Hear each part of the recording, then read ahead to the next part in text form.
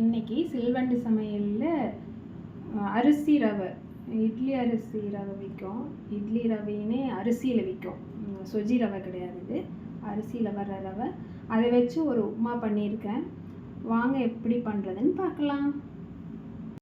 இன்றைக்கி நம்ம சில்வண்டி சமையலில் என்ன ரெசிபினா, நம்ம வீட்டில் காலையிலேயே அரிசி உப்புமா பாருங்கள். இந்த மாதிரி அரிசி ரவை கிடைக்கிது. இட்லி ரவைன்னு இருக்கும். ஒவ்வொரு ரவை ஒவ்வொரு பிராண்டில் பார்த்தா பெருசு பெருசாக இருக்குது. இது கொஞ்சம் சன்னமாக இருக்கிற ரவையாக பார்த்து வாங்கிக்கோங்க. வாங்கிட்டு நான் இதில் இந்த அளவில் 2 டம்ளர் எடுத்துருக்கிறேன்.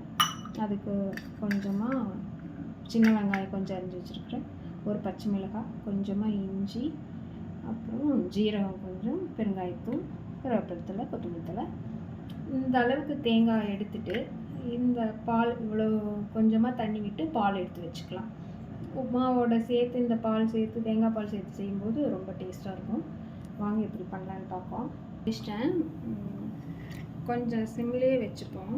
அந்த கலர் மாறக்கூடாது, ஆனால் ட்ரையாக தான் இதை ரோஸ்ட் பண்ணணும். ரோஸ்ட் பண்ணிவிட்டு கொஞ்ச நேரம் கை பொறுக்கிற அளவு சூடு. இந்த ரவையை இப்படி எடுத்து இப்படி தொட்டிங்கனாக்கும் நல்லா சுட்டாக சரி. விரலை சூடு வச்சிச்சுன்னா ஓகே, நிப்பாட்டிக்கலாம். வறுத்துட்டு உங்களுக்கு காமிக்கிறேன். போதும், இந்த அளவுக்கு நல்லா வறுபட்டால் போதும். நல்லா சூடாக இருக்குது. இப்போ ஒரு பிளேட்டுக்கு மாற்றிக்கலாம். இப்போ அதே கடாயிலே கொஞ்சமாக ஆயில் விட்டுப்போம். இந்த அளவுக்கு போதும். ரவை கம்மியாக தானே இருக்கிறதுனால அந்த அளவுக்கு ஆயிலே போதும். அதுக்கு மேலே நம்ம கொஞ்சம் நெய் விடுவோம், அப்புறம் தேங்காய் பால் விடுவோம். இதெல்லாம் இருக்கிறதுனால கொஞ்சமாக ஆயில் விட்டுட்டோம்.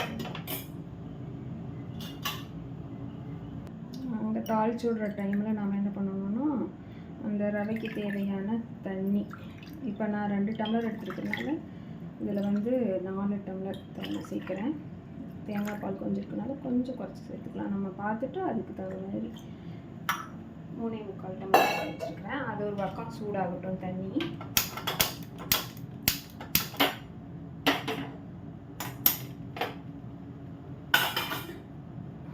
நல்லா ஆயில் காஞ்சிருச்சு. நம்ம கடுகு போட்டுக்கலாம்.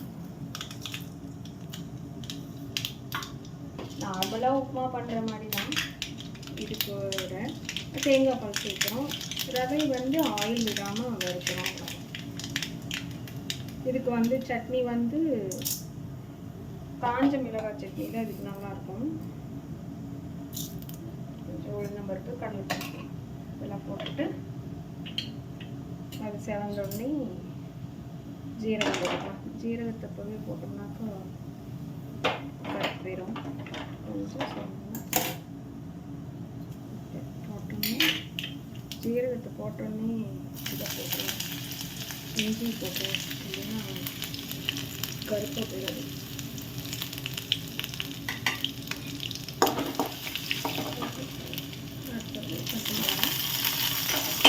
இதில் தக்காளி தேவைப்படுறவங்க தக்காளி போட்டுக்கலாம், ஆனால் நான் போடலை.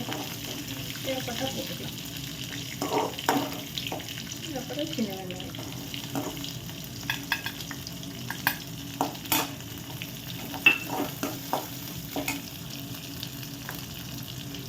கருவேப்பிலை.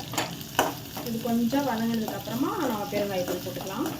பாருங்கள், இந்த அளவுக்கு வெங்காயம் வதங்கிடுச்சா, நாம் இந்த இடத்துல கொஞ்சமாக பெருங்காயத்தூள் போட்டுக்கோம். போதும்.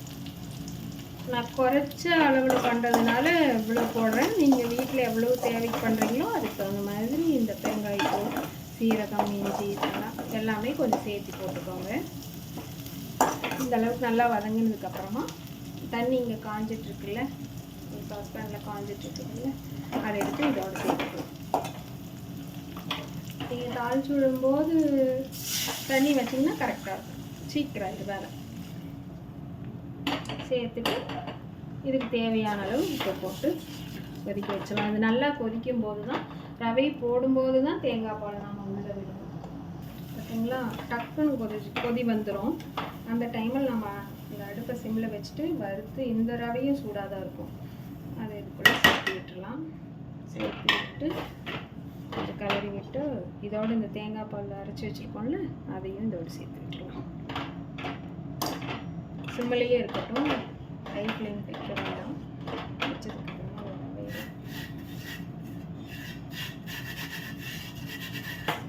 ரவை இந்த அளவுக்கு கெட்டியானதுக்கப்புறமா நம்ம இதுக்கு மேலே நெய்யை போட்டு மூடி வச்சிடலாம்.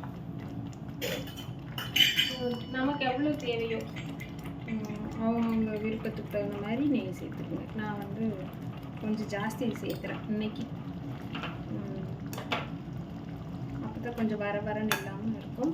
ஆனால் அந்த ரவை வந்து கையில் ஒட்டுற மாதிரி இருக்கும். இது வந்து ரொம்ப உதிரியாக இருக்கும்.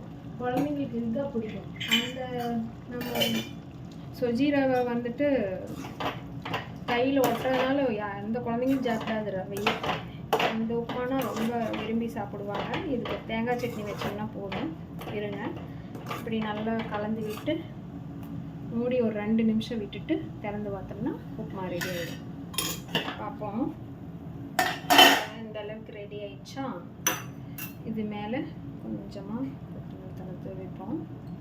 கொஞ்சமாக தூவுங்க, விருப்பப்பட்டால் தூவுங்க, இல்லைன்னா பரவாயில்ல. ஏன்னா குழந்தைங்களுக்கு இந்த தலையெல்லாம் இருந்ததுன்னா பிடிக்காது. அதனால நான் இது பண்ணுறது. இந்த மாதிரி நல்லா அடுப்பு ஆஃப் பண்ணிடலாம். உதிரியாக இருக்கிற மாதிரி இருக்கும். நான் கொஞ்ச நேரம் ஆனால் இன்னும் நல்லா உதிரியாக வந்துடும். ஆஃப் பண்ணிவிட்டு 1 நிமிஷம் விட்டுருங்க, அப்புறம் ரெடி ஆகிடும்.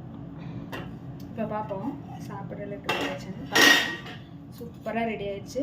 ரொம்ப சாஃப்டாக இருக்கும். பார்த்தா உதிரியாக இருக்கிற மாதிரி இருக்கும், ஆனால் தொட்டால் பஞ்சு போல் இருக்கும். இந்த மாதிரி உப்புமா இருக்கும். நான் இதை வந்து ஆன்லைனில் தான் இந்த ரவை வாங்கினேன். நீங்களும் அது மாதிரி சன்ன ரவையாக பார்த்து வாங்கிக்கோங்க. இட்லி ரவையிலேயே சன்னமாக இருக்கணும். அப்புறம் கொஞ்சம் பெருசாக இருந்ததுன்னா அது கொஞ்சம் ரொம்ப அப்புறம் கொரோனா சாப்பாடாட்டாயிரும். இதுதான் நல்லாயிருக்கும் சின்ன ரவையாக இருந்தால் தான். இதே மாதிரியே இன்னொரு ஆரோக்கியமான சமையலோடு உங்களை சந்திக்கிறேன்.